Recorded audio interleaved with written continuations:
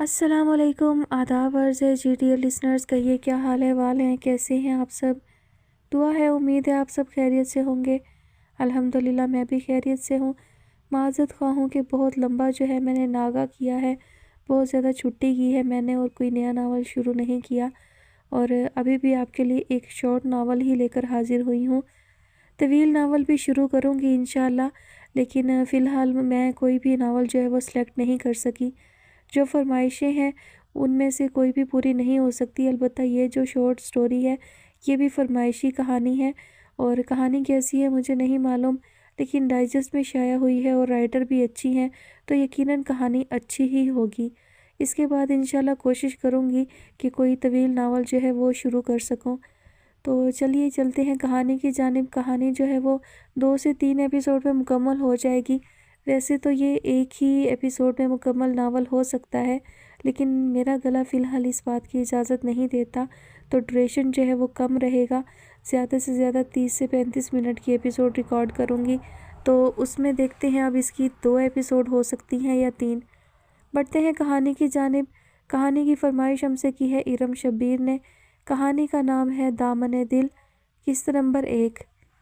ماہی گڑیا اٹھ جاؤ، نماز کا وقت نکلا جا رہا ہے۔ سہولت آپا اس کے قریب بیٹھی دھیمی آواز میں اسے جگا رہی تھی، ساتھ ہی ساتھ ان کی نرم انگلیاں اس کے بال بھی سہلا رہی تھیں۔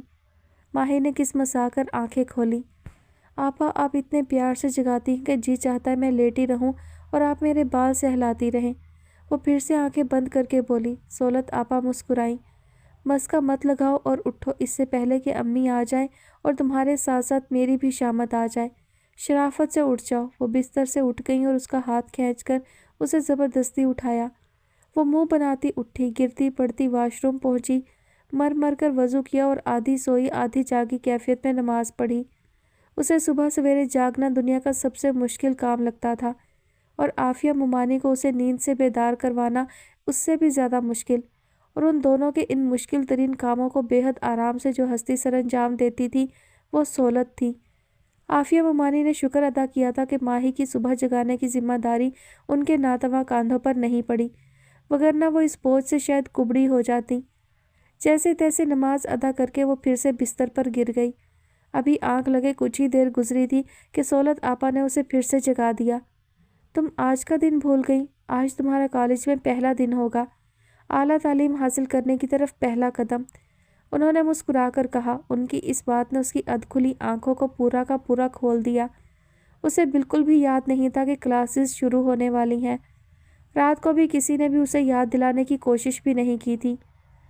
آپا آج، وہ غم سے چور لہجے میں بولی۔ انہوں نے اس بات میں سر ہلایا۔ وہ ماہی کی کیفیات سے واقف تھیں۔ جس لڑکی کی صبح دوپہر 12 بجے ہو، 7 بجے کالج کے لیے روانہ ہونا کسی بڑے سانحے سے کم تو ہرگز نہیں ہو سکتا تھا۔ اٹھو اور اپنی تیاری شروع کرو، مجھے بھی تیار ہونا ہے، اور ہاں آج تمہارا پہلا دن ہے اس لیے وقت کی پابندی کا خیال رکھنا۔ وہ اس کا گال تھپ تھپا کر بولیں۔ وہ برے برے منہ بناتی کھڑی ہو گئی۔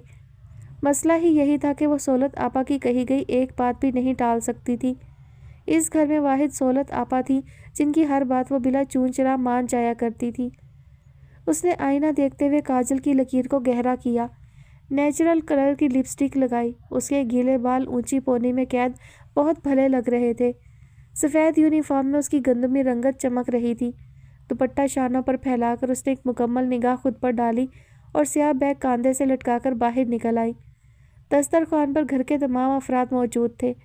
اس نے سب کو سلام کیا اور بیٹھ گئی۔ لگتا ہے محترمہ ماہی کو کالج جانے کی کچھ زیادہ ہی خوشی ہے، اس لیے اس قدر تیاری کی گئی ہے۔ سب سے پہلے سیماب کی زبان کو کھجلی ہوئی تھی۔ ماہی نے ایک غسیلی نظر اس پر ڈالی مگر بولی کچھ نہیں۔ ماشاءاللہ ہماری ماہی تو یونیفارم میں بہت پیاری لگ رہی ہے۔ ممانی نے دل سے تعریف کی مگر ماہی کو ان کی تعریف مسکا لگی۔ صبح صبح بٹرنگ، سیماب اس کے تاثرات بھانپ کر بولا۔ وہ مسکراہٹ دبا گئی۔ ہنسنے سے اجتناب، لگتا ہے تمہیں دانت برش کرنے کا وقت نہیں ملا۔ سیماب کی بے چین زبان کو سکون بھی نہیں تھا۔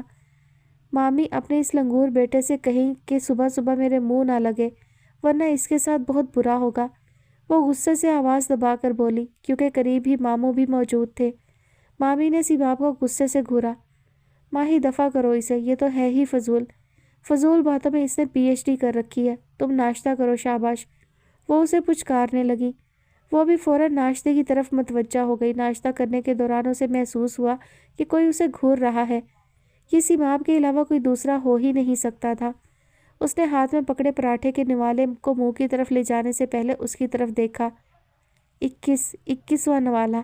اس کی مبالغہ آرائی سے لپٹی سرگوشی نما آواز اس تک پہنچی۔ اس نے غصے سے نوالا پلیٹ میں پھینکا۔ مامی، اس بار اس نے آواز دبانے کی کوشش بھی نہیں کی۔ اس کی آواز میں ایسا درد تھا کہ ماموں بھی اخبار سے سر نکال کر اسے دیکھنے لگے۔ سیماب کب سے میرے نوالے گن رہا ہے، وہ روحانسی ہو کر بولی۔ باپ کو اپنی طرف متوجہ پا کر اس کا رنگ ہی اڑ گیا۔ میں نے کب تمہارے نوالے گنے؟ وہ ہکلانے لگا۔ سیماب، کیا بدتمیزی ہے یہ؟ اب کی بار عافیہ مومانی کی جگہ ماموں بولے۔ ان کی باروب آواز نے اسے گردن جھکانے پر مجبور کر دیا۔ عافیہ، اسے اس وقت تک ساتھ کھانا کھانے کی اجازت نہیں جب تک یہ سب کے ساتھ بیٹھ کر کھانا کھانے کا طریقہ نہیں سیکھ لیتا۔ ماموں کے بے تحاشا سخت لہجے پر ماہی بھی گھبرا گئی۔ کبھی تو انسانوں والی حرکتیں کر لیا کرو۔ شوہر کے اٹھ جانے کے بعد عافیہ مومانی نے پھر سے اسے لتاڑا۔ ماہی کے معاملے میں وہ بہت حساس تھے اور وہ ذرا سی شرارت بھی جو ماہی کو پریشان کرے ان سے برداشت نہیں ہوتی تھی۔ میں تو بس مذاق کر رہا تھا، وہ برا سا منہ بنا کر بولا۔ اس کے چہرے پر پھیلی جھللاہٹ نے ماہی کو بے حد مزہ دیا۔ ماہی کے چہرے پر پھیلی مسکراہٹ نے اس کا غصہ بڑھا دیا۔ وہ بھی وہاں سے اٹھ گیا جبکہ وہ اطمینان سے ناشتہ کرنے لگی۔ یہ سارا فساد میری مامی کا پھیلایا ہوا ہے۔ کیا مزے کی زندگی تھی میری، مگر میری مامی بھی نہ۔ مجھے لگتا ہے کہ میں بگڑ جاؤں گی، مگر خیر کوئی بات نہیں۔ انہیں جو سوچنا تھا وہ سوچ چکی اور کر بھی چکی، مگر میری لائف کی تو بینڈ بج گئی۔ اب تو میں چاہ کر بھی پہلے کی طرح انجوائے نہیں کر سکتی، وہ اداسی سے بولی۔ اس کے برابر بیٹھی گل مہر حیران نگاہوں سے اسے دیکھ رہی تھی۔ کچھ ہی دیر پہلے دونوں نے ایک دوسرے کو اپنے نام بتائے تھے اور اس کے بعد سے ماہی کی زبان کینچی کی طرح چل رہی تھی۔ کیا مطلب ماہی؟ مہر نے نا سمجھی سے اسے دیکھا۔ یار مطلب یہ کہ میں نے ہمیشہ سے ایوننگ شفٹ میں اسکول پڑھا ہے۔ مجھے صبح دیر تک سونے کی عادت ہے بچپن سے، اس لیے مومانی نے مجھے ہمیشہ دوپہر کے اسکول میں پڑھایا۔ میٹرک کے بعد میں نے پہلے ہی اعلان کر دیا تھا کہ میں پرائیویٹ پڑھوں گی، کیونکہ یہاں ایسا کوئی کالج نہیں جو ایوننگ کلاسز دیتا ہو۔ اگر ہوتا بھی تو ماموں کم از کم مجھے کالج لیول پر ایوننگ ٹائم میں کالج جوائن کرنے کی اجازت نہ دیتے، سو میں مطمئن تھی کہ پرائیویٹ پڑھوں گی، مگر میری مومانی نے میری خوشیوں کی نیا ڈبو دی۔ وہ سرد آہ بھر کر بولی۔ مہر پوری دلچسپی سے اسے سن رہی تھی۔ میرے علم میں لائے بغیر سیماب کو دوڑا دوڑا کر کالج کے فارم منگوائے، اپنی مرضی کے مضامین منتخب کیے، اور ان تمام خفیہ کارروائیوں کے نتیجے کے طور پر میں تمہیں یہاں اس کالج میں دکھائی دے رہی ہوں۔ اس نے کچھ اس انداز میں کہا کہ مہر چاہ کر بھی اپنی مسکراہٹ روک نہ پائی۔ اگر تمہیں سائنس کے مضامین میں دلچسپی نہیں ہے تو تمہاری مومانی نے تمہیں سائنس ڈپارٹمنٹ میں کیوں داخل کروایا؟ ارے کیا بتاؤں میں تمہیں، میری مومانی کو لوگوں کا خوف ہے، وہ لوگوں کی باتوں سے خوف زدہ رہتی ہیں۔ میرے کہنے کا مطلب یہ ہے کہ میرے ماموں لیکچرار ہیں اور میتھس پڑھاتے ہیں۔ ان کے سب سے بڑے سپوت عالی شان بھائی وہ انجینئر ہیں اور آج کل آسٹریلیا میں ہیں۔ پھر ان سے چھوٹی سولت آپا، انہوں نے کیمسٹری میں ماسٹرز کیا ہے اور وہ بھی پچھلے 3 ماہ سے پڑھا رہی ہیں۔ اور پھر ان کے بعد میری مومانی کا سب سے چالاک اور میری جان کا دشمن بیٹا سیماب، وہ بھی اکنامکس پڑھ رہا ہے اور آخری سال میں ہے۔ ایسے میں اگر وہ میری بات مان لیتی اور مجھے پرائیویٹ رہنے کی اجازت دیتی تو بقول مامی کے لوگ کہتے کہ شوہر کی یتیم بھانجی کو گھر بٹھا دیا، کہ اس پر پیسہ خرچ کرتے دل تنگ پڑ رہا تھا، اور ایسی اور بہت سی باتیں۔ مگر میں اپنی ضد پر اڑی تھی کہ میں پرائیویٹ ہی پڑھوں گی۔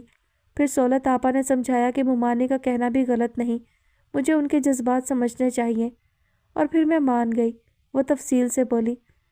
تم بہت دلچسپ لڑکی ہو، مہر نے دل سے کہا تو وہ ہنس پڑی۔ سب یہی کہتے ہیں، ماہی نے کالر جھاڑ کر کہا۔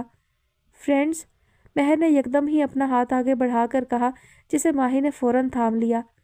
ارے اگر تمہیں میں نے اپنا فرینڈ نہ مانا ہوتا تو کیا میں اپنے اوپر بیتی ظلم کی کہانی سناتی؟ میں نے تو تمہیں دیکھتے ہی طے کر لیا تھا کہ تم ہی میری دوست بنو گی۔ وہ ہنس پڑی۔ ایک پلیٹ مجھے بھی، مانوس سی آواز اس کے کانوں سے ٹکرائی تو وہ اچھل پڑی۔ اس کے بالکل برابر سیماب کھڑا تھا، چہرے پر شیطانی مسکراہٹ سجائے۔ ماہی کے ہاتھوں میں پکڑی گول گپوں سے بھری پلیٹ گرتے گرتے بچی۔ तुम आज इतनी जल्दी कैसे आ गए؟ वो घबरा कर बोली। आज वैन वाला उसे लेने के लिए नहीं आया था। महर तो अपने ड्राइवर के साथ जा चुकी थी। वो समझी कि सिमाब हमेशा की तरह देर से ही आएगा, इसलिए पहले एक चाट की प्लेट खाई और फिर गोलगप्पों को देखकर भी उसकी नीयत खराब हो गई। चाह कर भी वो खुद को रोक ना पाई। अभी तो उसने सिर्फ 2 गोलगप्पे ही खाए थे कि सिमाब टपक पड़ा। मैं तो नेक इरादे लेकर आया था कि मोहतरमा को इंतज़ार की कोफ्त से बचा सकूं और जल्दी घर पहुंचा दूं, मगर यहाँ तो। वो उसकी प्लेट की तरफ इशारा करके बोला। मैं शायद गलत वक्त पर आ गया। वो अपनी बड़ी बड़ी आंखें घुमाकर बोला। माही का दिल चाहे कि वो कहे, तुम तो हमेशा ही गलत वक्त पर एंट्री देते हो, मगर ऐसे नाजुक वक्त में वो उससे कोई लड़ाई अफोर्ड नहीं कर सकती थी, इसलिए खामोश रही। सिमाब उसके हाथों से प्लेट ले चुका था और बड़े मज़े से खा रहा था। वो महज देख कर रह गई।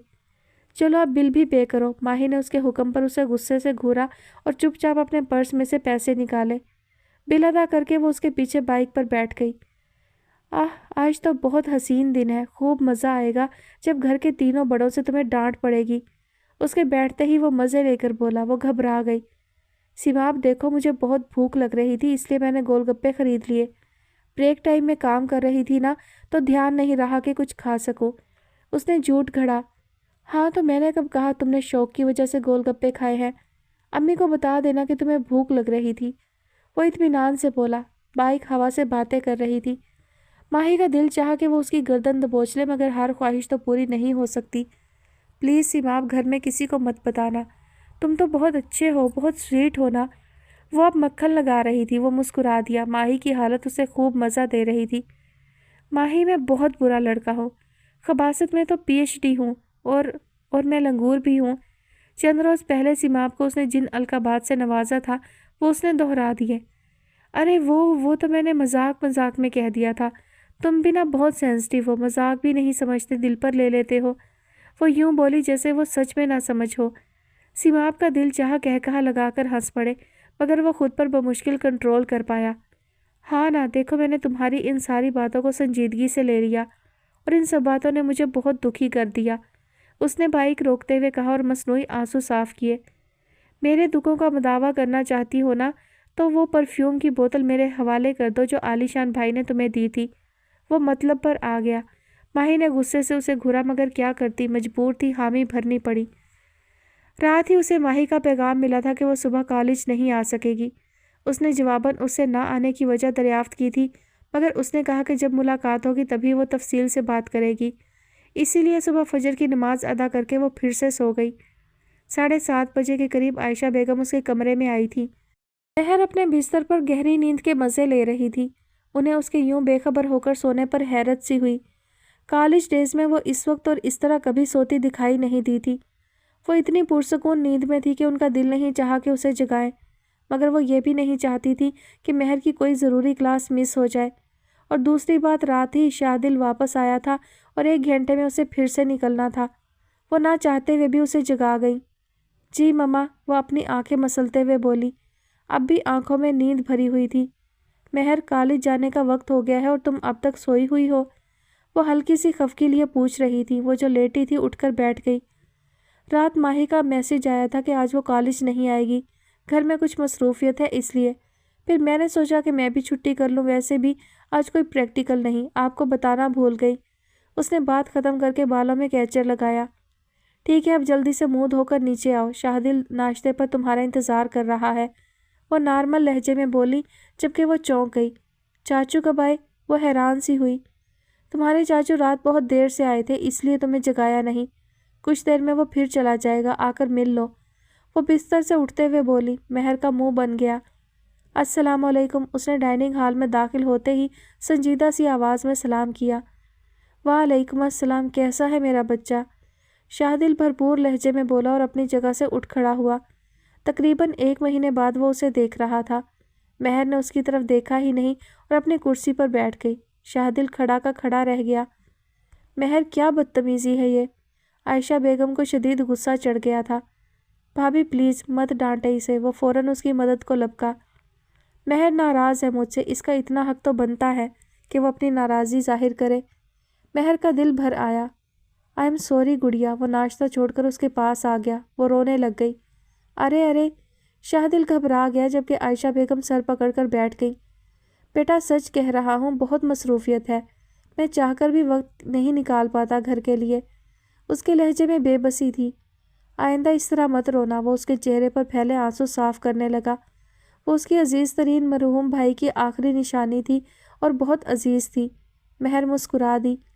آؤ ناشتہ کر لو، مجھے تو بہت بھوک لگ رہی ہے۔ دونوں نے مل کر ناشتہ کیا۔ کچھ دیر تو وہ اس سے باتیں کرتی رہی، پھر شاہدل کی فرمائش پر کچن میں چائے بنانے چلی گئی۔ اس دوران عائشہ خاموش بیٹھی رہی۔ بھابھی آپ کیوں چپ ہیں؟ وہ ان کی خاموشی نوٹ کر چکا تھا۔ مہر کی حرکتیں دیکھی ہیں، بھلا اس میں رونے والی کون سی بات تھی؟ اور تم نے بھی تو اسے سر چڑھا رکھا ہے۔ لڑکیوں کے لیے اتنا لاڈ پیار ٹھیک نہیں ہوتا۔ وہ تمہاری غیر موجودگی برداشت نہیں کر سکتی، نہ جانے شادی کے بعد سسرال میں کیسے رہے گی۔ وہ پریشان تھی۔ شاہدل مسکرا دیا۔ بھابھی آپ بے وجہ پریشان ہوتی ہیں، بچپن سے سارا وقت اس نے میرے ساتھ گزارا ہے اور پہلی مرتبہ ایسا ہوا ہے کہ میں اتنے لمبے وقت کے لیے اس سے دور رہا ہوں تو وہ اس دوری کو بہت محسوس کر رہی ہے۔ شادی کے بعد وہ بالکل نارمل ہو جائے گی، پھر وہ اپنی ساری توجہ اپنے گھر کو دے گی تو میری حیثیت ثانوی رہ جائے گی۔ آپ بے فکر رہیں، وہ تسلی دینے کے انداز میں بولا۔ تم بھی شادی کا سوچو، عمر نکلی جا رہی ہے۔ 1000 بار کا کہا گیا جملہ ایک بار پھر اس کے سامنے دہرایا جا رہا تھا۔ وہ ہنس پڑا اور موبائل اٹھا کر کوئی نمبر پریس کرنے لگا۔ اس کی بے نیازی پر عائشہ کھول کر رہ گئیں۔ سب حق تک بیٹھے تھے، آوازیں جیسے گلے میں ہی گھٹ کر رہ گئی تھی۔ عالی شان ایسا بھی کر سکتا ہے، کوئی سوچ بھی نہیں سکتا تھا۔ اس گھر کا وہ بیٹا جو اپنے کپڑے تک اپنی ماں کی پسند سے خریدا کرتا تھا، آج ایک عدد بیوی اور بچی کے ہمراہ ان کے سامنے کھڑا تھا۔ سب سے زیادہ شوق تو عافیہ بیگم کو لگا تھا۔ عالی شان کے پاکستان آنے کی خوشی تو جیسے کہیں منو مٹی تلے دفن ہو گئی تھی۔ وہ صوفے پر ڈھہ سی گئی تھی۔ کتنے ارمان تھے ان کے دل میں، عالی شاہ کے اس ایک قدم نے سب کچھ خاک میں ملا دیا تھا۔ وہ گھر کے بیچوں بیچ سر جھکائے کھڑے تھے، ان کے ساتھ ان کی خوبصورت سی بیوی اور 6 ماہ کی بچی بھی تھی جو کرسٹینا کے بازوؤں میں سوئی ہوئی تھی۔ کرسٹینا ابھی چپ چاپ کھڑی تھی۔ پاکستان آنے سے پہلے عالی شاہ نے یقیناً اسے اچھی طرح سمجھا دیا تھا، اس لیے وہ اس طرح کے ری ایکشن کے لیے ذہنی طور پر تیار تھی۔ اس کے چہرے پر کچھ خاص تاثرات نہیں تھے۔ کسی نے بھی انہیں بیٹھنے کو نہیں کہا تھا۔ چاروں طرف اس قدر خاموشی تھی کہ سانس لینے کی آواز بھی سنی جا سکتی تھی۔ سب جیسے عافیہ بیگم کے بولنے کے منتظر تھے۔ انہوں نے سب کی طرف ایک نظر دیکھا، سبھی ان کی طرف متوجہ تھے۔ سہولت اس سے کہہ دو کہ رات ہو چکی ہے، اس لیے آج کی رات اس گھر کو ایک سرائے سمجھ کر یہیں گزار لے۔ صبح ہونے سے پہلے یہ اپنے خاندان کو جہاں لے کر جانا چاہے جا سکتا ہے۔ انہوں نے عالی شان بھائی کی طرف بے تحاشا غصے سے دیکھ کر کہا تھا اور صوفے سے اٹھ کھڑی ہوئی۔ امی پلیز میری بات تو۔ ان کا جملہ مکمل ہونے سے پہلے ہی عافیہ بیگم کا زوردار تھپڑ اس کے چہرے پر پڑا تھا۔ تمہارے اور میرے درمیان جو رشتہ تھا اسے میں آج ابھی اور اسی وقت توڑ رہی ہوں۔ ماں جیسا لفظ میرے لیے ادا مت کرنا، میں تمہاری کچھ نہیں لگتی۔ الفاظ تھے کہ پگھلا ہوا سیسا۔ ان کے تھپڑ سے کہیں زیادہ ان کے لفظوں نے انہیں تکلیف دی تھی۔ وہ بہت کچھ کہنا چاہتے تھے مگر وہ وہاں لمحے بھر کے لیے بھی نہ رکیں۔ ایک ایک کر کے سب وہاں سے چلے گئے۔ ان کے اس اقدام نے سب کو بہت دکھی کیا تھا۔ وہ وہیں صوفے پر بیٹھ کر رونے لگے۔ کرسٹینا اپنی جگہ شرمندہ سی کھڑی تھی۔ اس میں اتنی بھی ہمت نہیں تھی کہ وہ انہیں سہارا ہی دے دے۔ ماہی کا بالکل بھی دل نہیں چاہ رہا تھا کہ وہ ایسے حالات میں کالج جائے جبکہ سب دکھی تھے۔ اس نے مہر کو پھر سے ایک میسج کیا اور اپنے کالج نہ آنے کی اطلاع کر دی۔ مہر کو اس نے یہی کہا تھا کہ مہمانوں کی موجودگی کی وجہ سے وہ آج کے روز بھی غیر حاضر رہے گی۔ عالی شان نے ماں کا کہا مانا تھا اور صبح ہی صبح چلے گئے تھے۔ گھر میں عجیب سا سناٹا طاری تھا۔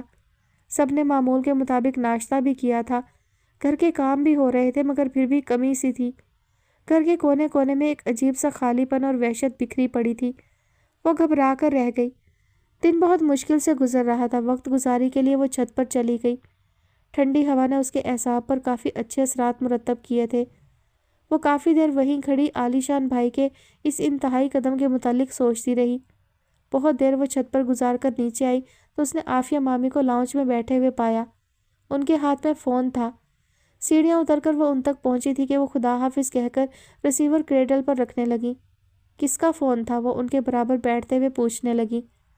تمہاری دوست مہر کا، کہہ رہی تھی کہ تمہارے موبائل پر 50 بار کال کرنے کی کوشش کی مگر تم نے اس کا فون اٹھایا ہی نہیں، پھر اس نے لینڈ لائن پر کال ملائی۔ انہوں نے اسے بتایا تو وہ سر پر ہاتھ مار کر رہ گئی۔ موبائل وہ تکیے کے نیچے ہی رکھ آئی تھی، اٹھانا بھول گئی تھی۔ مہر پوچھ رہی تھی کہ ایکسپو سینٹر میں جو بکس فیسٹیول ہے اس میں تم اس کے ساتھ جاؤ گی کہ نہیں؟ میں نے تمہاری طرف سے ہاں کر دی ہے۔ کس وقت جانا ہے اور کس کے ساتھ یہ تم دونوں طے کر لینا۔ وہ تفصیل سے بولی۔ مہر نے اس سے کچھ دن پہلے ذکر کیا تھا کہ ایکسپو میں بکس فیسٹیول ہونے والا ہے۔ مہر کتابوں کی ازحد شوقین تھی۔ کتابوں سے کچھ دلچسپی تو اسے بھی تھی، مگر اس کا دل نہیں چاہ رہا تھا کہ وہ جائے۔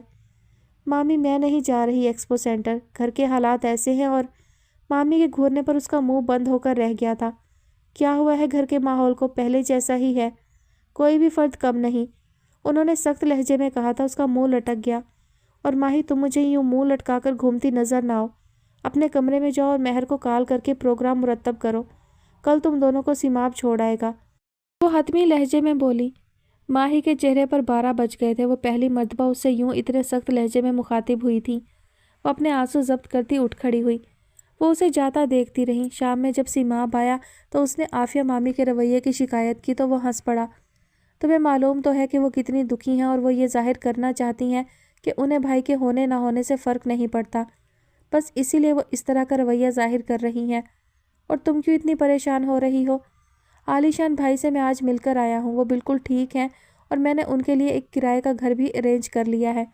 کل وہ ہوٹل سے گھر شفٹ ہو جائیں گے، اور دیکھنا تم، امی کا غصہ بھی جب اترے گا تو وہ بھائی کو معاف کر کے گھر بلا لیں گی۔ وہ اسے نرمی سے سمجھانے لگا۔ سب ٹھیک ہو جائے گا، بس کچھ دن کی بات ہے۔ اب تم ایک کام کرو، جلدی سے سولت آپا کو کہہ دو کہ مما کا حکم ہے کہ وہ بھی ہمارے ساتھ چلیں۔ وہ سولت کے پاس پہنچ گئی جو گمسم سی بیٹھی تھی۔ اس نے عافیہ کا آرڈر انہیں سنایا اور ان کے برابر لیٹ گئی۔ جلد ہی وہ سو گئی۔ اسے معلوم ہی نہ ہو سکا کہ اس کی فکر میں وہ رات بھر جاگتی رہی ہیں۔ آپا اٹھ جائے نا، آج کیا ہو گیا ہے آپ کو؟ وہ ان کے سر پر کھڑی چلا رہی تھی۔ فجر کے بعد ان کی آنکھ لگی تھی اور ابھی 9 بجے تھے کہ وہ انہیں جگانے لگی، مگر سولت ٹس سے مس نہ ہوئی۔ وہ تھک کر خود بھی وہیں ان کے پاس لیٹ گئی۔ ملگجے سے اندھیرے میں کب اس کی آنکھ لگی اسے خبر ہی نہیں ہوئی۔ کتنی دیر گزری اسے نہیں پتا تھا۔ سولت کے جھنجھوڑنے پر وہ جاگی۔ وقت دیکھ کر اسے جھٹکا لگا تھا۔ فوراً سے پہلے اس نے مہر کو ٹیکسٹ کیا کہ وہ پونے گھنٹے تک پہنچ جائے گی۔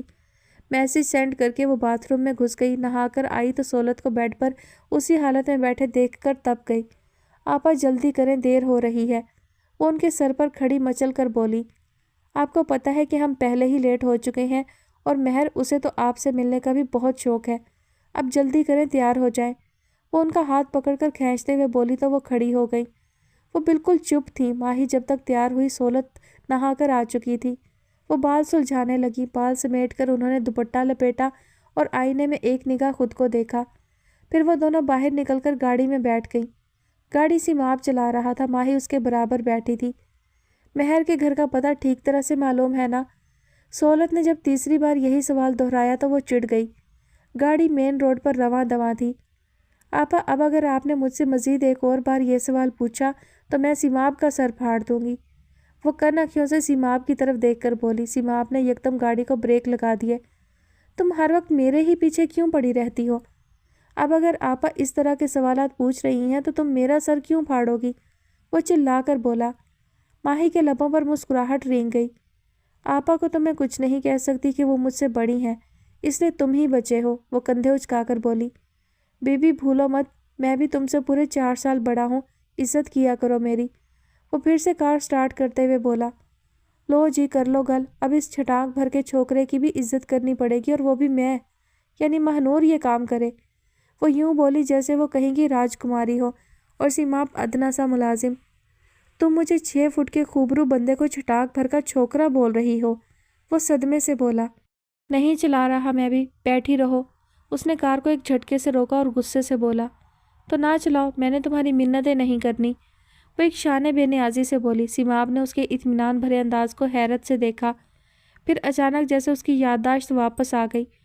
ٹریفک سے بھرے روڈ پر گاڑی روکنے کا مطلب اپنے پیچھے چلتے جمے غفیر کی بنا سینسر کی ہوئی گالیاں سننا اور کانسٹیبل کی جیب بھی بھرنا تھا۔ وہ اسے کھا جانے والی نظروں سے گھورتا چپ چاپ کار سٹارٹ کرنے لگا۔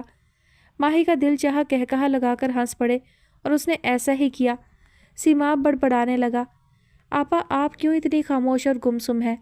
उसे अपनी शरारतों से फुर्सत मिली तो महसूस हुआ कि सोलत आपा इतनी देर से बिल्कुल चुप बैठी हैं। सीमाब को भी तशवीश हुई। उनकी तरफ से कोई जवाब मौसूल ना हुआ तो उसने फिर पुकारा, हाँ क्या हुआ? वो जैसे किसी गहरे ख्याल से चौंकी। आपकी तबीयत तो ठीक है ना? वो तशवीश से बोली। सोलत ज़बरदस्ती मुस्कुराई। मैं बिल्कुल ठीक हूँ, बस ऊँघ सी आ गई थी, रात को ठीक तरह सो नहीं पाई, इसलिए थकन सी हो रही है। वो धीमी आवाज़ में बोली, लहजा वाकई थकन ज़दा था। अगर आपकी तबीयत ठीक नहीं तो हम नहीं जाते, फिर किसी दिन चले जाएंगे। वैसे भी ये फेस्टिवल अभी काफ़ी दिन चलेगा, माही ने फ़ौरन कहा। बिल्कुल भी नहीं, महर का घर बस आने वाला है और वो बेचारी पिछले कई घंटों से तुम्हारा इंतज़ार कर रही है। और मेरी तबीयत बिल्कुल ठीक ठाक है और किताबें देखकर कुछ और भी फ्रेश हो जाऊंगी। वो मसनूई बशाशत से बोली। माही मुतमईन सी होकर सीधी हो गई। कुछ ही देर बाद वो महर के बंगले के बाहर थी। माही तुम अंदर चली जाओ, अगर हम दोनों भी गए तो महर की मम्मी तकल्लुफ़ात में पड़ जाएंगी। माही इस बात में गर्दन हिलाती दरवाज़ा खोलकर बाहर आ गई। उसकी जाते ही सीमाब संजीदगी से सोलत की जानिब मुड़ा। क्या बात है, चेहरा इस कदर जर्द क्यों हो रहा है? वो उनके चेहरे का जायज़ा लेते हुए बोला। बताया तो कि थकन हो रही है और बस। वो झंझला कर बोली। मुझसे झूठ बोलने का कोई फ़ायदा नहीं, आप बहुत परेशान और घबराई हुई हैं, यह आपके चेहरे से जाहिर है, इसलिए झूठ बोलने का फ़ायदा नहीं, वजह बता दे मुझे। वो बेहद संजीदा लहजे में पूछ रहा था। वो रात को जब मैं अब्बू के पास बैठी उनसे बातें कर रही थी तो उन्हें एक फ़ोन आया, और जानते हो कि वो फ़ोन किसका था? शाहनवाज़ अंकल का। सोलत की बात सुनकर वो जहाँ था वहीं थम कर रह गया। ऐसा कैसे मुमकिन है? शाहनवाज़ अंकल कैसे? वो बुरी तरह हैरान था। सोलत का दिल चाह रहा था ज़ारो कतार रोए, मगर माही किसी भी वक्त आ सकती थी, इसीलिए वो खुद पर जब्त किए बैठी थी। ऐसा कैसे हो सकता है? वो इतनी आसानी से कैसे? वो स्टेयरिंग पर मुक्का मारते हुए गुस्से से बोला। ऐसा हो चुका है सीमाब, अब्बू बहुत ज़्यादा परेशान है और अम्मी को तो इस बात की खबर भी नहीं। अगर शाहनवाज़ अंकल ने माही को, वो जुमला मुकम्मल ही ना कर पाई। ऐसा कुछ नहीं होगा, हमारे होते हुए माही को वो छू भी नहीं सकता। आप परेशान मत हो प्लीज़। वो खुद बुरी तरह परेशान होकर रह गया था, मगर उसे तसल्ली देने लगा। सोलत ने थक कर सीट की पुश्त से टेक लगा ली। अगले 2 मिनट बाद माही और महर दरवाजे से बाहर आती दिखाई दी। अस्सलाम वालेकुम। गाड़ी में बैठते ही महर ने सलाम किया। सोलत और सीमाब ने जवाब दिया। सीमाब लब भींचे ड्राइव करने लगा। माही सोलत और महर का अब बाकायदा तारुफ करवा रही थी। वो दोनों एक दूसरे से पहली मर्तबा मिल रही थी, मगर गायबाना तौर पर वो एक दूसरे के बारे में काफ़ी कुछ जानती थीं। सोलत और वो हल्की फुल्की गुफ्तगू करने लगी। माही भी कोई ना कोई लुकमा दे रही थी। उसे इस बात पर हैरानी हो रही थी कि सीमाब क्यों खामोश हो गया था। उसने सलाम का जवाब देने के बाद एक बार भी ज़ुबान नहीं खोली थी। 20 मिनट बाद ही वो एक्सपो के सामने थे। सीमाब, सोलत और महर आगे चल रही थी जब उसने रुककर सीमाब को पुकारा। सीमाब ने सवालिया निगाहों से उसे देखा। प्रॉब्लम क्या है? पहले सोलत आपा खामोश थी और अब अचानक से तुम खामोश हो गए। कुछ हुआ है क्या? तुमने ही तो मुझसे कहा था कि मैं तुम्हारी फ्रेंड के सामने अपनी चोंच बंद रखूं, तो मैंने तुम्हारे हुक्म पर ही सर झुका दिया था और चुप बैठा रहा था। वो मुस्कुराकर बोला। ओह अच्छा, मेरी दोस्त के सामने संजीदा बनने का ड्रामा इसलिए किया जा रहा था कि वो तुमसे इम्प्रेस हो जाए, है ना? वो बहुत दूर की कौड़ी लाई थी।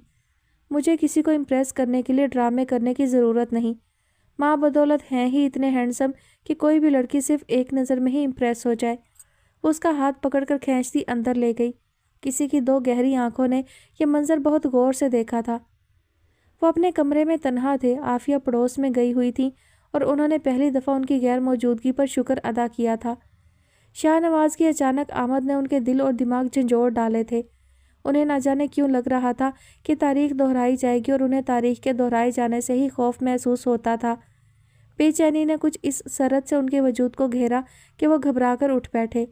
शाहनवाज़ के एक फ़ोन ने उनकी नींदें उड़ा कर रख दी थीं। अभी भी वो उसी बारे में सोच रहे थे। उनके मोबाइल की बीप ने उनका इर्तिकाज़ तोड़ा था। मोबाइल की चमकती स्क्रीन पर दिखाई देता नंबर उनकी धड़कनें बढ़ा गया। उन्हें फिर से शाहनवाज़ अहमद फ़ोन कर रहा था। वो ना चाहते हुए भी उसकी कॉल रिसीव करने पर मजबूर थे। हेलो। उनका लहजा फ़ौरन सख्त हो गया था। कैसे हो साले साहब? शाहनवाज़ का चहकता लहजा उनके दिल पर बर्छी चला गया था। उनकी रगों में दौड़ता खून का दौरान यकदम तेज़ हुआ था। شاہ نواز کے اس ایک جملے نے ان کے زخموں کے کھرنٹ ادھیڑ کر رکھ دیے تھے۔ مجھے پھر سے کیوں فون کیا ہے تم نے؟ وہ خود پر ضبط کرتے ہوئے بولے۔ سنا ہے تمہارا بڑا بیٹا عالی شان پاکستان واپس آ گیا ہے، پما بیوی اور بچی کے ساتھ۔ اپنے سب سے بڑے اور لاڈلے بیٹے کی نافرمانی اور سرکشی دیکھ کر دکھ تو بہت ہوا ہوگا تمہیں بھی اور عافیہ بھرجائی کو بھی۔ اس کے لہجے میں تمسخر بھرا تھا۔ میں نے دیکھا تمہاری پوتی کافی خوبصورت ہے، مجھے میری مرحومہ بیوی کی چھاپ بھی دکھائی دی اس میں۔ شاہ نواز کے لفظوں کے تیر انہیں بری طرح گھائل کر رہے تھے۔ بکواس بند کرو اپنی، وہ اپنا ضبط کھو کر بری طرح چلائے تھے۔ اسی وقت عافیہ کمرے میں داخل ہوئی تھیں اور حیران کھڑی رہ گئی۔ آفاق احمد کی پشت دروازے کی طرف تھی، وہ ان کی آمد محسوس کر ہی نہ پائے۔ خبردار، خبردار جو میرے بیٹے اور بہو کے قریب بھی بھٹکے تم، جان لے لوں گا میں تمہاری، وہ غیظ و غضب سے بولے تھے۔ عافیہ وہیں دل تھام کر رہ گئیں۔ ایک بات تو تم یاد رکھو شاہ نواز، تم کوئی بھی حربہ کیوں نہ استعمال کر لو، کتنی ہی درندگی کیوں نہ دکھا دو، نہ تمہیں ماہی ملے گی اور نہ ہی ماہی کی جائیداد۔ یہ بات اپنے دماغ میں اچھی طرح بٹھا لو، اور جو کچھ تمہارے پاس ہے اسی پر قناعت کرو تو بہتر ہے۔ انہوں نے غصے سے کہتے ہوئے اس کی مزید کوئی بات سنے بغیر فون بند کر دیا اور اپنا سر دونوں ہاتھوں میں گرا لیا۔ آفاق، عافیہ بیگم کے لبوں سے بمشکل ان کا نام ادا ہوا تھا اور پھر وہ زمین پر بیٹھتی چلی گئیں۔ انہیں کمرے میں موجود پا کر آفاق صاحب حواس باختہ ہو گئے تھے اور تیزی سے ان کی طرف دوڑے۔ عافیہ تم ٹھیک تو ہو نا؟ ان کی زرد رنگت دیکھ کر وہ گھبرا کر بولے، پھر انہیں سہارا دے کر بیڈ پر لائے اور پانی پلایا۔ ان کے چہرے کی متغیر رنگت بتا رہی تھی کہ وہ سب سن چکی ہیں۔ ایسا کیسے ہو سکتا ہے آفاق؟ آپ نے تو کہا تھا کہ شاہ نواز کو عمر قید کی سزا ملی ہے، وہ باہر نہیں آ سکتا، پھر وہ جیل سے رہا کیسے ہو گیا؟ ماہی، ہماری ماہی کا کیا ہوگا؟ وہ بہت بری طرح خوفزدہ اور پریشان ہو گئی تھیں۔ آفاق صاحب کو سمجھ نہیں آ رہا تھا کہ وہ انہیں کس طرح تسلی دے۔ وہ ان کے دونوں ہاتھوں کو مضبوطی سے تھامے ان پر سر ٹکائے رو رہی تھیں۔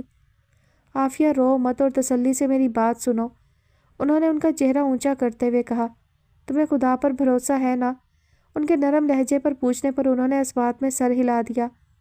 تو وہی خدا شاہ نواز جیسے درندے کو اس کے انجام تک پہنچائے گا۔ اور ایک بات یاد رکھو، شاہ نواز ماہی کا بال بھی بیکا نہیں کر سکتا۔ وہ خدا کی حفاظت میں ہے اور جسے اللہ محفوظ رکھے اس پر کوئی بری نگاہ بھی نہیں ڈال سکتا۔ اور ایک بات کا خاص خیال رکھنا، تمہارے کسی بھی قسم کے رویے سے ماہی کو اندازہ نہیں ہونا چاہیے کہ کچھ ہوا ہے۔ شاہ نواز کی آمد کے بارے میں اسے کسی طور علم نہیں ہونا چاہیے۔ وہ بہت مشکل سے نارمل ہوئی ہے، اگر اسے علم ہو گیا تو اس کی حالت پھر سے بگڑ جائے گی، اور میں ماہی کو اس پرانی حالت میں نہیں دیکھ سکتا۔ وہ دکھی لہجے میں بولے۔ وہ ایام یاد کر کے ان کا دل دکھ اور تکلیف سے بھر گیا۔ عالیہ نے بھی اس بات میں سر ہلا دیا۔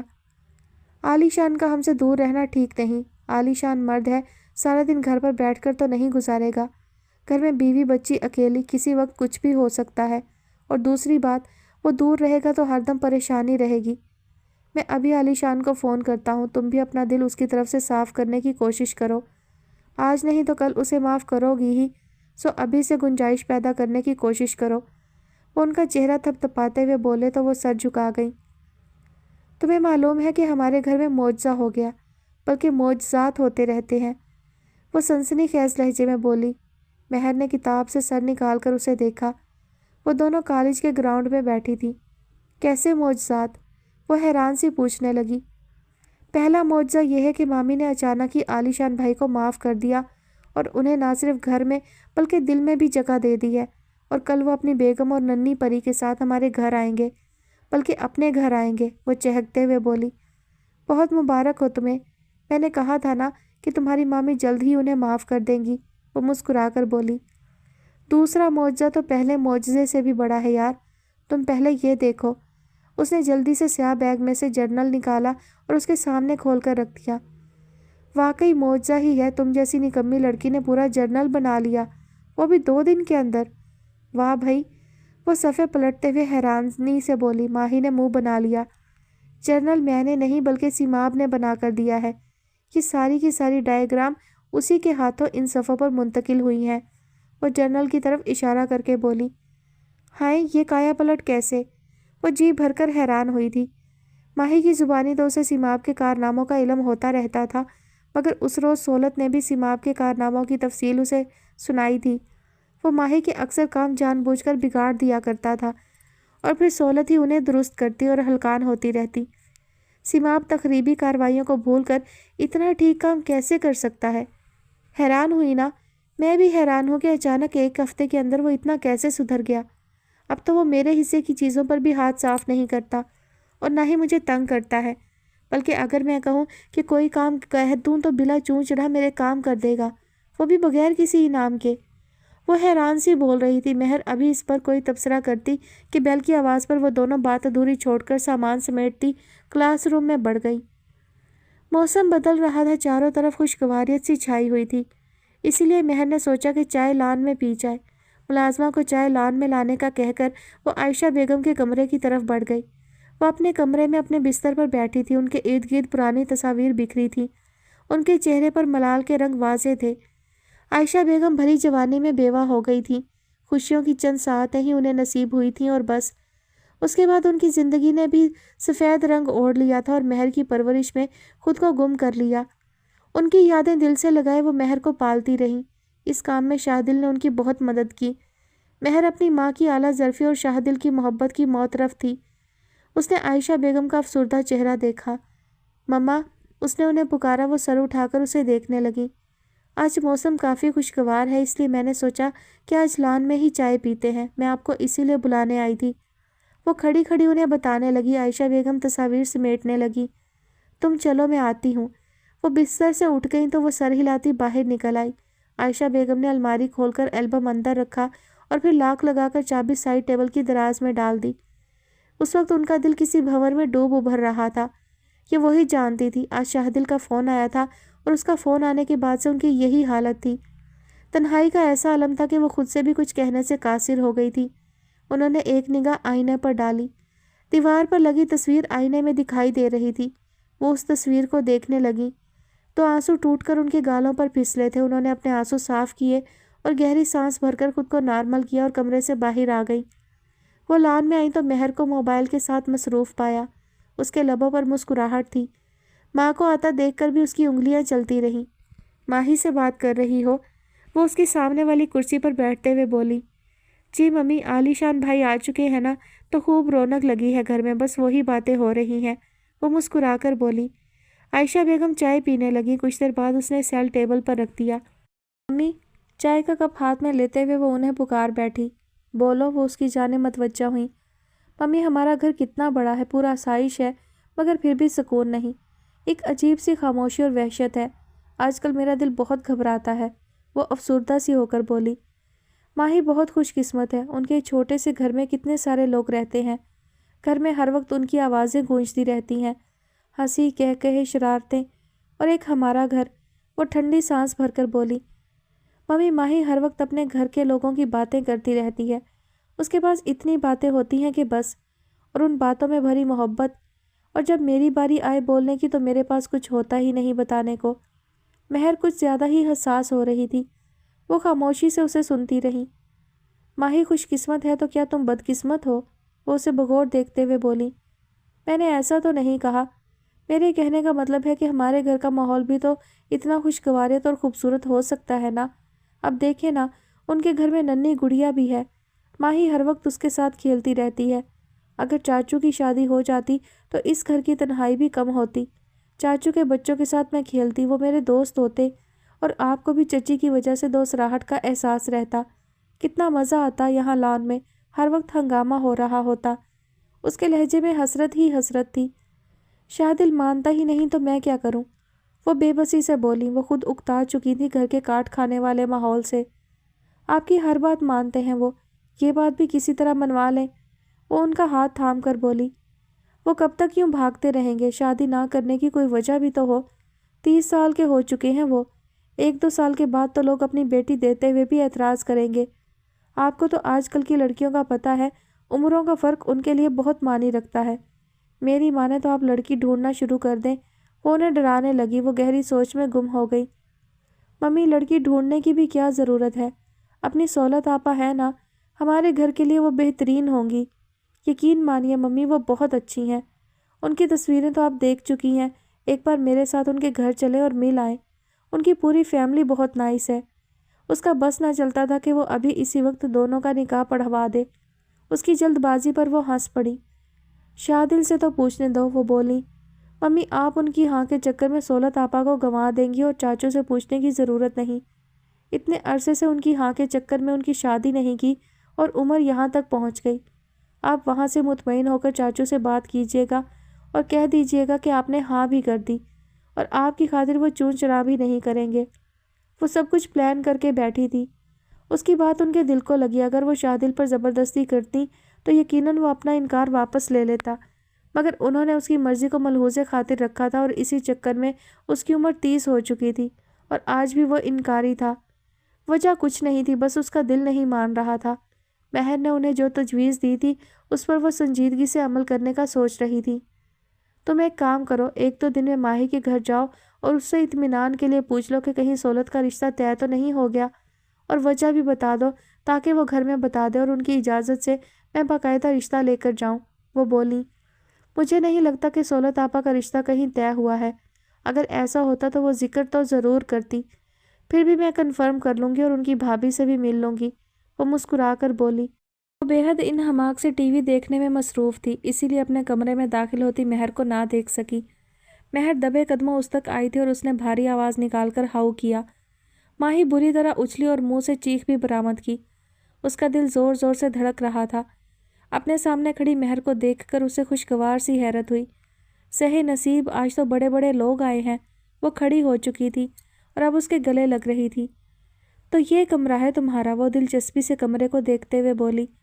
صرف میرا نہیں، سولت آپا کا بھی یہی کمرہ ہے، اس نے اس کی معلومات میں اضافہ کیا۔ اسی لیے تو اتنی اچھی حالت میں ہے۔ اگر صرف تمہارا کمرہ ہوتا تو کمرہ کم از کم کباڑ خانہ زیادہ لگتا۔ وہ اسے چھیڑتے ہوئے بولی تو ماہی نے اسے گھور کر دیکھا۔ تم بھی طنز کرنا سیکھ گئی، وہ مصنوعی خفگی سے بولی تو مہر مسکرا دی اور کمرے پر نظر دوڑانے لگی۔ چلو آؤ، میں تمہیں اپنا گھر دکھاتی ہوں، وہ اس کا ہاتھ پکڑ کر بولی اور کمرے سے باہر لے آئی۔ راستے میں ہی سیماب کا سامنا ہو گیا۔ رسمی سلام دعا کے دوران مہر نے محسوس کیا کہ وہ بہت گہری نگاہ سے اسے دیکھ رہا تھا۔ اس نے پھر دوبارہ نگاہ اٹھا کر بات نہیں کی۔ اس کے چہرے کا رنگ بدل گیا تھا۔ سیماب مسکراتا ہوا چلا گیا۔ پورا گھر گھما کر ماہی اسے چھت پر لے آئی جہاں تازہ ہوا اٹھلاتی پھر رہی تھی۔ مہر نے اپنے بال سمیٹنے کی کوشش کی جو ہوا کی وجہ سے اڑتے پھر رہے تھے۔ ماہی تو اپنے بال ہمیشہ پونی میں قید کر کے رکھتی تھی، اس لیے اب اطمینان سے کھڑی تھی۔ شام کا وقت تھا، آسمان پر پرندوں کے گول اڑتے پھر رہے تھے، یقیناً تھکے ہارے اپنے گھروں کو لوٹ رہے تھے۔ کتنی ٹھنڈی ہوا ہے نا، وہ ہوا کی نرمی محسوس کرتے ہوئے بولی۔ ماہی نے سر اس بات میں ہلا دیا۔ مہر چلو نیچے چلتے ہیں، چائے تیار ہو گئی ہوگی۔ وہ کچھ دیر بعد مہر سے مخاطب ہوئی۔ مجھے کچھ دیر یہیں رکنا ہے، بہت سکون ہے یہاں، وہ آنکھیں بند کر کے جذب سے بولی۔ ماہی اس کے انداز پر ہنس پڑی۔ ٹھیک ہے، میں چائے اوپر منگوا لیتی ہوں، تم تب تک ٹھنڈی ٹھنڈی ہوا کو انجوائے کرو، وہ اس کے شانے پر ہاتھ رکھ کر بولی اور نیچے اتر آئی۔ عائشہ بیگم کے کہنے پر آج وہ ماہی سے نہ صرف ملنے آئی تھی بلکہ ساتھ ہی یہ کنفرم بھی کرنے آئی تھی سولت کا کہیں رشتہ طے تو نہیں، مگر اسے یہ بات کہنے کا موقع ہی نہیں ملا۔ وہ سوچ رہی تھی کہ جیسے ہی ماہی آئے گی وہ سب سے پہلے اس سے یہی بات کرے گی۔ آہٹ محسوس کر کے اس نے آنکھیں کھول دیں۔ ماہی مجھے تم سے کچھ، وہ بولتے بولتے پلٹی تھی اور اس کے منہ کو بریک لگ گیا۔ سامنے سیماب کھڑا تھا۔ آپ یہاں؟ وہ حیران ہو کر بولی۔ سیماب کی بےتاب نگاہیں اس کا چہرہ چھو رہی تھیں۔ تیز ہوا سے مہر کے بال اڑ رہے تھے۔ وہ چہرے پر سے بال ہٹانے لگی۔ سیماب کی نگاہوں نے اسے کنفیوز کر دیا تھا۔ میرے گھر پر میری ہی موجودگی آپ کو حیران کر رہی ہے، حیرت ہے؟ وہ مسکرا کر بولا۔ نہیں، میرا یہ تو مطلب نہیں تھا، وہ بیچاری گھبرا گئی تھی۔ تو پھر کیا مطلب ہے آپ کا؟ وہ اس کی گھبراہٹ سے ہز اٹھانے لگا، آنکھوں میں شرارت سی تھی۔ مجھے لگا کہ ماہی آئی ہے اور ماہی کی جگہ آپ مجھے یہاں دیکھ کر، میں چلتی ہوں، ماہی میرا انتظار کر رہی ہوگی، وہ جلدی سے بولی اور اس کے قریب سے گزرنے لگی۔ ہو سکتا ہے ماہی کے علاوہ بھی کسی نے آپ کا انتظار کیا ہو، کبھی جاننے کی کوشش تو کیجیے۔ سیماب کے گمبھیر لہجے میں کہا گیا جملہ اس کی سماعتوں میں اترا تو وہ ٹھہر سی گئی۔ وہ اس پر گہری نگاہ ڈال کر چلا گیا۔ وہ اپنی جگہ سے ہل نہ سکی۔ حیرت نے اس کے قدم منجمد کر دیے تھے۔ ماہی کب آئی اسے پتہ نہ چلا۔ ارے کیا ہوا؟ ماہی نے اس کا شانہ ہلا کر اسے متوجہ کیا۔ وہ ہڑبڑا گئی۔ ماہی اس کی کیفیت پر حیران تھی۔ تم ٹھیک تو ہو؟ ماہی نے اس کا گال چھو کر کہا تو وہ زبردستی مسکرائی۔ دماغ میں گونجتی آواز کو اس نے نظر انداز کیا اور ماہی کی طرف متوجہ ہوئی۔ میں بالکل ٹھیک ہوں، لے آئی چائے؟ وہ ملازموں کو سامان رکھتے دیکھ کر بولی۔ سورج ڈوب رہا تھا۔ نارنجی اور ملگا سا آسمان عجیب ہی کیفیت باندھ رہا تھا۔ ڈوبتے سورج کی آخری کرنیں زمین کو بوسہ دیتے الوداع کہہ رہی تھی۔ سہولت اور مامی کے ساتھ کرسٹینا بھی اوپر آ گئی۔ تعارف کے بعد اب باقاعدہ گفتگو ہو رہی تھی۔ ساتھ ساتھ چائے اور دیگر لوازمات سے بھی لطف اٹھایا جا رہا تھا۔ اندھیرا چھا گیا تھا۔ وہ ڈرائیور کے ساتھ گھر آ گئی۔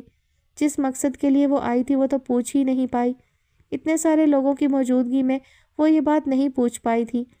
وہ جس وقت گھر پہنچی عائشہ بیگم کچن میں مصروف تھی۔ وہ اپنے کمرے میں آ گئی، لباس تبدیل کر کے اپنے بستر پر لیٹ گئی۔ سیماب کی باتیں اس کے دل و دماغ سے چپک کر رہ گئی تھیں۔ پہلی ملاقات میں تو شاید سیماب نے اسے ایک نظر ہی دیکھا تھا اور آج اس سے اس کی دوسری ملاقات ہوئی تھی۔ ایک سرسری ملاقات نے کیا واقعی اس پر اتنا گہرا اثر چھوڑا تھا کہ سیماب کے رنگ ڈھنگ ہی بدل گئے؟